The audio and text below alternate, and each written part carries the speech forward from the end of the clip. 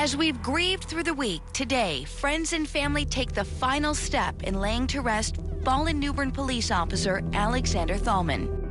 Anytime one of us is killed in the line of duty, it affects all of us. This last week, folks from different areas of the East and the country have come together through memorials and vigils to remind us of the good that he did. Today, we honor Officer Alexander Thallman. News Channel 12 this morning starts right now. We wish you a good morning. I'm Anna Bolshevitz. And I'm meteorologist Les Still. And today we continue our coverage of fallen New Bern police officer Alexander Thallman. In the day ahead, yet another step in this grieving process. Today is the fallen officer's funeral. Yeah, on Thursday, family and friends were welcome to pay respect to the late officer at his visitation. And within hours, an entire community will come together to give their final goodbyes. News Channel 12 Juliana Valencia joins us with those procession details. Police officers stood watch outside as one of their own laid inside this funeral home. Fallen New Bern officer Alexander Thallman. This picture is in memory of him during his time in the Marine Corps Reserve. I spoke to Officer Thallman's mother at the visitations Thursday. She says usually she's a woman of many words, but in this situation, she said enough after speaking at her son's vigil Wednesday night. While people paid their respects at the visitation, 20 miles away, troopers were preparing horses for the next step in the goodbyes to Thallman. It's very moving because, I mean, he's a brother in blue. Gary McClelland is the caisson team leader for the North Carolina Highway Patrol's caisson unit. He says it's the only state highway patrol run caisson unit in the nation. It's a lot of work that goes onto it, but to be able for the family and the department to want to use the caisson unit is very honorable. A caisson is a wagon used to carry cannons or the injured during the Civil War. And they started using it for funerals, and that's what we do with it. You know, so we put the casket on and go to a different destination. These horses will pull Thallman's casket to his funeral. 4 horses pulling the casket, and a riderless horse being led behind it. I think it's amazing. It's quite a setup for them to bring all of this in, and these guys are from all over the United States and all over North Carolina. Penny Taylor is offering up her stables to this traveling caisson unit. These horses traveled almost 300 miles to get to here. Some of these troopers have traveled even farther, all to come together to honor Thallman's life. These Highway Patrol troopers volunteer to do these ceremonies. The caisson unit is not state-funded and runs off of donations. Reporting in the studio, Juliana Valencia for News Channel 12 this morning. It has definitely been a week full of emotions, events, and solemn remembrances here in the East. Yeah, News Channel 12's Jamie McCutcheon is taking a look back at this week and how it's unfolded since the 22-year-old officer, Alexander Thallman, was shot last Friday. It started last Friday night at the Craven Terrace housing development in New Bern when 22-year-old New Bern police officer Alexander Thallman tried to stop a suspect for suspicious activity. Police say that suspect, 35-year-old Brian Stallings, ran. Officer Thallman called for backup, then together, he and 23-year-old officer Justin Wester chased Stallings. Police say around 11:45 p.m., Stallings shot at the officers, hitting Wester in the leg and Thallman in the face. The officers returned fire, killing the suspect. Overnight, a community started pulling together for the officers down. Officer Justin Wester was released from Vida Medical Center in Greenville. But on Monday afternoon, we learned the same would not be for Officer Alexander Thallman. It is with deepest sympathy that I announce that New Bern police officer Alexander Thallman passed away just after 1 p.m. today. A memorial was put together Monday night and quickly grew in front of the New Bern Police Department, loving tributes to a lost officer. Tuesday afternoon, a brotherhood of law enforcement escorted Officer Thallman's body back to the city he had served as a police officer for 7 months.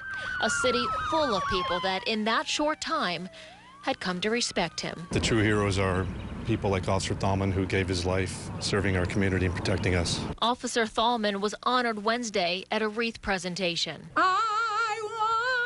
Police Chief Toussaint Summers received a wreath from City of New Bern leaders, including Mayor Dana Outlaw. Police Officer Alexander Thallman was shot and killed in the line of duty. I speak for the city and the entire community.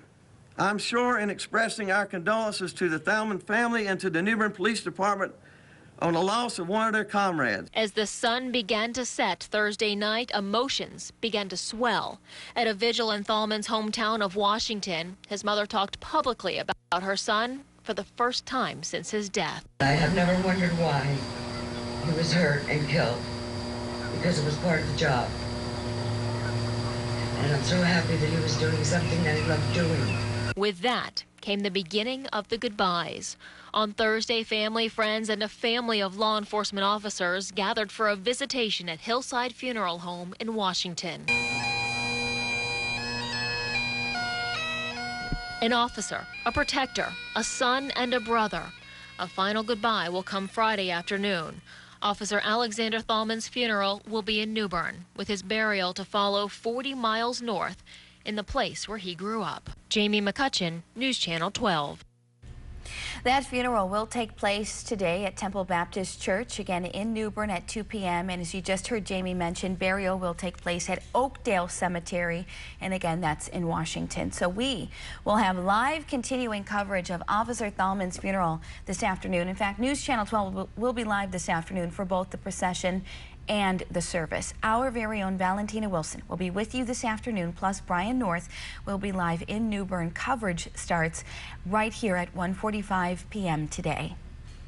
And the funeral for the man killed Friday night was held Thursday. Family and friends gathered at First Missionary Baptist Church on Cypress Street in Newbern Thursday for the funeral of Brian Stallings. Now, Stallings is being blamed for killing Officer Thallman. Stallings was then shot and killed by police. He was 35 years old. And it has been a warm and sunny week. Of course, this morning we want to find out what our morning commute brings us. Storm Track 12 meteorologist Les Dill has our Friday forecast. Good morning, Les. And good morning. Nice way to end the work week here for us. We're going to see another windy and warm day. We are tracking some high-level clouds coming in from the west. We call these debris clouds. Showers and storms form off to our west, and these clouds kind of get caught in the jet stream here. Expect to see a lot of sunshine today, and I think we're going to flirt with some record highs in a couple spots. Warm out the door this morning. Kinston checking in at 59 degrees with that southwesterly wind. And notice the dew points. They've also come up a little bit here. And as a result, it's going to be a little bit more humid today than what we saw yesterday. Inland spots, mid to upper 80s with, again, some of those high mid-level clouds thickening up from time to time as we head through late this afternoon as those thunderstorms get going off to our west. The front comes through tonight, but with very little fanfare for us. Cooler temperatures, though, are in store for the second half of the weekend. I've got those details in a few minutes. All right, Les, new this morning here on News Channel 12. A shooting in Ayden leaves one man in the hospital. Ayden police say that he was shot on Pitt Street around 10 p.m. just last night. We're working to find out how many times he was shot and where. The Pitt County Sheriff's Office and the Highway Patrol are both helping with this investigation. Anyone with information is being asked to call Ayden Police or Pitt County Crime Stoppers. So stay with News Channel 12 for the very latest. Highway Patrol troopers are looking for a driver in a suspected hit-and-run crash. It happened just before 7:30 Thursday night at the Highway 17, Highway 55 split in Craven County. Troopers say it appears the driver of a van hit a motorcycle.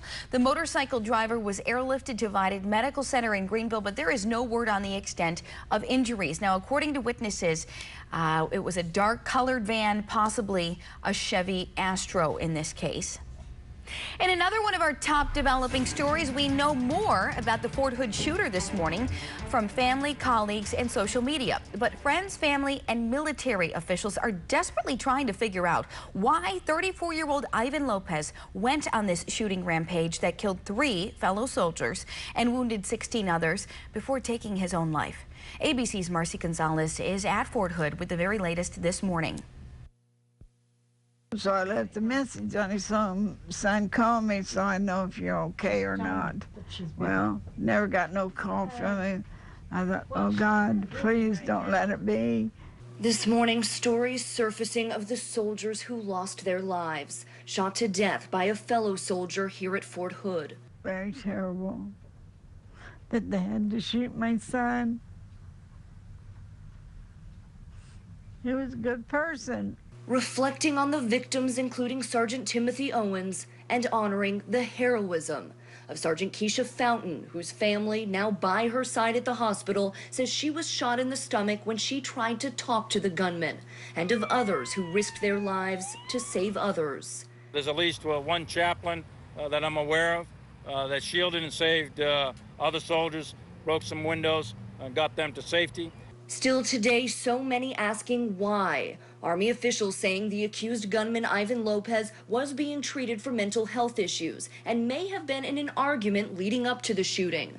A family spokesperson saying he'd been angry that he was only given 2 days leave to attend his mother's funeral in November.